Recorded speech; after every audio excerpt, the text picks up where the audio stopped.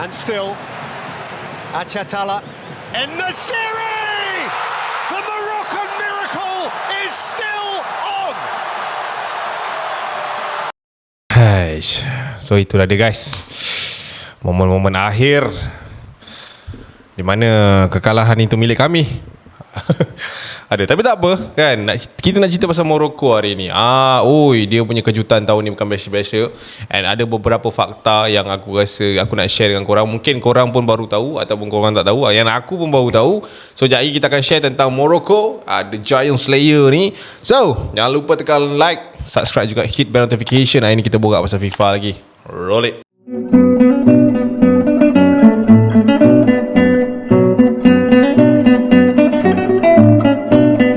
Okay guys, untuk World Cup kali ni kita nak cerita pasal drama-drama yang dah jadi sebelum sampai semi-final yang untuk kali ni kan. Kita tahulah guys, kita punya tuan rumah tahun ni power Qatar.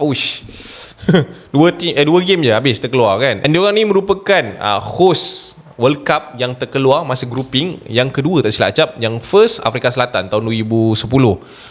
Yang itu adalah menang. Yang ini langsung tim Costa Rica menjadi tim yang paling banyak dibolosi sebanyak 11 gol dengan hanya 3 perlawanan saja.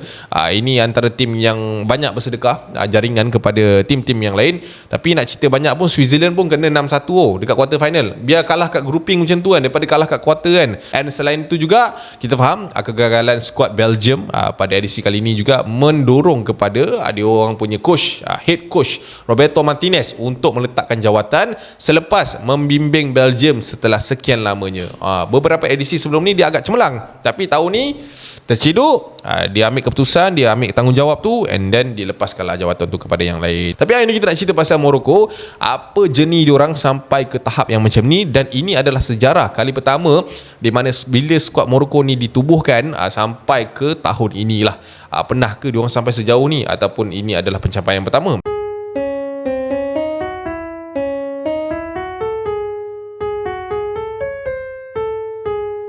Kita nak starting pasal Maghribi atau Morocco ni sendiri. Kalau korang nak tahu, diorang ni bukanlah satu pasukan yang sukses pun dalam pentas Piala Dunia maupun di mana-mana pertandingan antarabangsa lah. Tetapi apa yang buatkan negara-negara luar ni terperanjat adalah ketika edisi World Cup Qatar kali ni kan, diorang mencipta satu rekod yang sangat dahsyat, which is diorang adalah negara Afrika yang pertama yang sampai ke tahap yang sejauh ini. Semi ni bukan senang kan, sebab negara Arab pernah buat, tak silap aku tahun 2002 Turki pernah sampai semi final. Waktu tu dia kalah dengan Brazil 1-0, and then dia dapat tempat yang ketiga. Dia menang dengan Korea waktu tu. Tapi Morocco ni Africans. So Africans dia yang pertama. Kita tengok gambar Africans yang terciduk dekat dalam Qatar ni. And fun fact, kalau korang nak tahu, sampai ke semi final ni, masa dia menang dengan Portugal tu, diorang ni baru bolos 1 gol.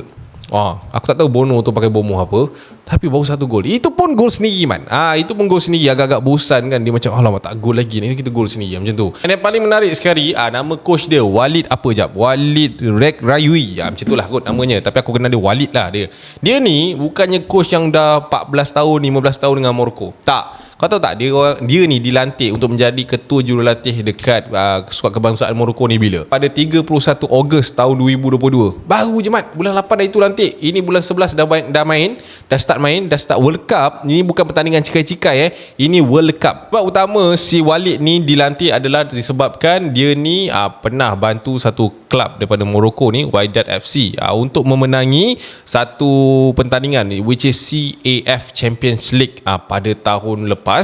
And then mungkin pencapaian dia gempaan kat situ kan. So dibawa lah coach ni, diserapkan masuk ke dalam skuad kebangsaan Morocco sekarang. And pada mulanya edisi Qatar ke 2022 ni, dia orang pandang Morocco ni underdog. Sebab Morocco punya track record sepanjang dia join Piala Dunia since 1950 tak silap aku. Pada 1970 dekat Mexico. Ini first time tau Morocco masuk ke World Cup. 1970, 1986, 1994, 1998 and 2018. 5 edisi ni diorang paling jauh pernah sampai pun round of 16. Itu pun pada tahun 1986. Itu last kali masa dekat Mexico. So guys, 5 siri ni memang diorang tak pernah pergi jauh lah. Macam aku cakap tadi, paling jauh pun dekat round of 16. Yang 4 lagi ni grouping. Dia orang memang tersingkir awal. Dia orang memang stok-stok. Alah, ada Morocco, tak apa, tak payah pandang. Dia orang macam tu. Kalau nak cerita pasal asal-usul Morocco ni dalam World Cup, dia orang ni sebenarnya dah boleh masuk dah since tahun 1962, waktu tu dekat Chile. Tapi waktu tu dia orang gagal dekat pusingan kelayakan. 4 tahun lepas tu dia orang cuba lagi pada 1966, masa tu dekat England, dia punya tuan rumah dapat layak, tarik diri. Aku tak tahu apa hal lah kan. Mungkin ada hal ke apa ke kan. 4 tahun lagi dia orang pergi ke Mexico 1970. Time ni dia orang masuk grouping dan macam aku cakap tadi lah, 1970 dia orang gagal, and dia orang gagal lama. Baru lepas tu dia orang comeback dekat 1986, baru dia orang dapat masuk balik. Itu pun sama, dekat round of 16 gagal lagi. Lepas tu dia orang try lagi 8 tahun lepas tu, 1994 dekat US dia orang try lagi, 1998 dekat France tu pun sama juga, tak jadi apa. Sampailah 1998 tu last nampak Morocco ni dekat World Cup. Lepas tu tak ada, 20 tahun Morocco ni tak ada. 2018 ni baru ada dekat Russia. Itu pun sama juga lah result dia. So macam aku cakap tadi, diorang ni tak ada, orang tak ada expectation pun dekat dia sebenarnya. And kalau korang nak tahu kan, sepanjang penglibatan Morocco dalam World Cup ni, ada dalam 5 edisi yang diorang dapat join tu kan, diorang ni baru menang 2 kali je man. Berapa tahun menang pun 2 kali je. Sebenarnya kalau ikutkan KPI coach dia ada cakap untuk World Cup kali ni, disebabkan dia pun baru dilantik kan, so dia baru nak kenal-kenal squad-squad yang ada. Star player dia pun bukan ramai pun.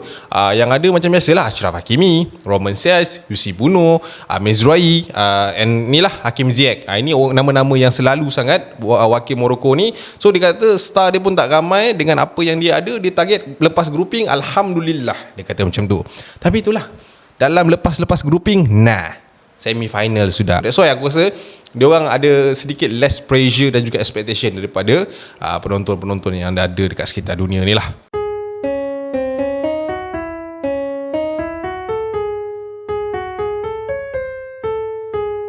So guys, menurut apa yang diorang bagi tahu dekat dalam media kan, yang pada quarter final ni diorang ni dapat tamparan hebat tau sebenarnya daripada media-media luar. Sebab yalah, kau tahu je lah kan, kita ni Islamik. So negara-negara yang bukan Islamik ni bukannya suka sangat. Macam-macam lah dia lemparkannya. Ada yang kata kita ni menggunakan perjudian, ada yang kata kita ni suap pengadil dan sebagainya. Morocco lah, bukan aku, Morocco. Dia kata macam tu. Tapi diorang kata benda ni tak mengganggu fokus diorang, sampailah diorang buat si Cristiano Ronaldo tu keluar menangis. Yalah, menangis lah. Kau bayangkan, ini dah lah last World Cup dia. Memang of course lah, aku rasa dia target at least semi-final lah kan. Ini semi pun tak boleh masuk. Memang melalak lah kat situ. Tapi itulah, kalau nak cerita pasal Cristiano Ronaldo ni, dia bukan biasa-biasa lah dalam World Cup ni. Walaupun dia baru skor 1 je untuk season kali ni, untuk edisi kali ni, tapi dia merupakan bukan salah seorang, dia satu-satunya pemain yang dah skor 5 kejohanan berturut-turut. Dia start masuk ke World Cup 2006 tak silap acap. And then ni 2022 lah last lah. Dia ada kat sini dah 16 tahun dia main, 5 kali kejohanan dia join. 16 tahun, 20 tahun lah dia main. 2002 dia dah ada lah. 2002 dia dah ada 5 kali kejohanan, dia dah score semua. Tapi total goal dia baru 8 tak silap acap. So dekat World Cup ni CR punya statistik ni tak adalah gempak sangat. Dia tak boleh nak lawan dengan Miroslav tak, yang tu, yang Jerman tu, Klose. Itu power. Dia punya appearance 4 edisi, dia punya gol dah 16. Dia paling banyak setakat ni. Tapi tak apa, Cristiano Ronaldo, awak pun dah tua, awak dah boleh berehat lah. Saya rasa 38 tahun tu rasanya dah boleh tenang-tenang. Tapi aku rasa mungkin next World Cup dia ada lagi. Aku rasa lah, sebab Pepe pun 41 tahun, boleh main lagi. So aku rasa Ronaldo ni dia takkan dia balik macam tu je. Dia mesti nak main lagi ni kan. Tapi nak macam mana, tapi rekod tentang diri dia memang gempak gila. Tapi itulah, tahun ni aku rasa Ronaldo ni memang tak ngam sangat dengan warna merah. Dia ada isu dengan Manchester United, dengan Portugal ni pun dia ada main, dia tak main kan. So kebelakangan ni pun dia banyak main bangku simpanan, dia bagi si Ramos tu main. So mungkin lah tahun ni bukan tahun terbaik dia. Dia pun baru hilang anak perempuan dia kan. So mungkin kat situ sikit sebanyak lah orang kata mengganggu emosi Cristiano Ronaldo. Tapi tak apa, kita stop cerita pasal Ronaldo. Pedih pula. Tapi scene yang dia nangis kat tu bukan buat-buat tu kan. Dia dah lah captain kan, aku faham lah dia banyak ni, dia banyak orang kata apa, tanggungjawab, dia mesti ada harapan nak last kan. Tapi tak apalah, Portugal pun memang macam tu je. Okay, alright. So cerita pasal Morocco, kita back to dia orang punya star tadi. Okay, macam kita biasa dengar ada dua nama kalau kita nak cerita pasal Morocco ni, Achraf Hakimi dengan Hakim Ziyech. Dua nama ni kalau korang nak tahu memang tak asing lagi dalam kancah bola sepak Morocco ni. Diorang ni memang ada impian yang besar untuk bawa Morocco ni ke satu level yang lain sebenarnya. Tapi itulah disebabkan mungkin kekurangan sokongan daripada pemain-pemain lain kan, lack of quality, and diorang ni bukan merupakan orang kata apa, player-player yang datang daripada klub-klub yang besar kan. Diorang mungkin main kat klub diorang power, tapi bila datang World Cup exposure tu kurang mungkin. Alright, fakta tentang Hakim Ziyech ni kalau korang nak tahu, dia ni dah berapa tahun dah tak ambil gaji. Yes, walaupun kita kat Malaysia ni ada juga yang tak ambil gaji, tapi pemain bola ni juga dia dah lama dah tak ambil gaji sebagai pemain bola kebangsaan. So senang cerita, setiap kali dia dapat call up, dipanggil untuk bermain dengan Morocco, dia tak ambil gaji tu. Since tahun 2015 dia buat apa dengan gaji tu? Dia sedekahkan gaji-gaji dia yang dia wakil kebangsaan ni kepada staff dia dan juga kampung dia, yang mana-mana miskin kan, staff dia yang tak mampu, ada masalah, susu anak, pampers anak tak boleh bagi, dia bagi gaji dia, ambil dah ni sikit, dia macam tu. So itulah Hakim Ziyech ni punya orang kata apa, sedekah dia tu. Mungkin inilah dia ganjaran yang dia dapat. And kedua, Achraf Hakimi, kalau kau nak tahu fun fact dia, kau tahu kan Achraf Hakimi kan sekarang kita banyak nampak dia pergi celebration dengan mak dia kan. Kalau kau nak tahu lah, mak dia ni takkan tengok dia ni main bola selain dia ni wakil Morocco. Macam tu. Dia pernah cakap dengan mak dia yang dia akan bawa Morocco ni ke another level, tapi dia kena mak dia kena janji dengan dia yang mak kena datang setiap kali dia wakil Morocco. Dia kata macam tu dengan mak dia. So mak dia pun macam okay, deal. So mak dia pun datang lah setiap kali dia main untuk Morocco, tak kisahlah apa pun. Dia wakil dia negara, mak dia nak tengok dia main. So sampai sekarang dah sampai semi final. Mungkin Morocco ni akan ke final. So aku rasa lah mungkin Morocco ni akan ada orang kata apa, satu evolusi dalam bola sepak kan. Kita tak tahu. And dia punya coach pun ada cakap yang diorang ni merupakan antara cabar yang tak didendang. Diorang anggap diorang ni sebagai Rocky lah. Pernah tengok filem Rocky yang boxing tu kan. Nampak macam kecil-kecil kan, tak boleh makan kan, tapi tu lah, susah nak kalah. Okay, kalau nak cerita pasal penjaring gol terbanyak setakat ni untuk Morocco, of course lah Hakim Ziyech, dah 19 gol dah, and sedang dikejar oleh striker dia yang gol lah itu, Nashri tu 17 gol. And aku rasa benda tu akan bertambah, tapi untuk Golden Boot untuk season ni aku rasa mungkin Kylian Mbappe akan menang macam tu je lah. And ada juga beberapa masalah untuk kita punya World Cup kali ni, antaranya perlawanan yang baru-baru ni berlangsung, which is Argentina menentang Belanda. Game tu pun panas mat. Gila lah. Aku tak tahulah rap tu apa hal kan. Sepatutnya gol Belanda last tu dah habis dah, tapi itulah rap dia nak bagi. Messi bising lah. Memang bising lah. Memang dia tak bagi muka lah. Lepas tu Portugal lawan Morocco, dia punya rap tu rap Argentina tak silap aku. So Pepe ni marah, asal Argentina tengah main ada pula rap dekat sini. So macam tu lah. Ini isu-isu orang kata apa, isu-isu dah kalah, biasalah bising lah.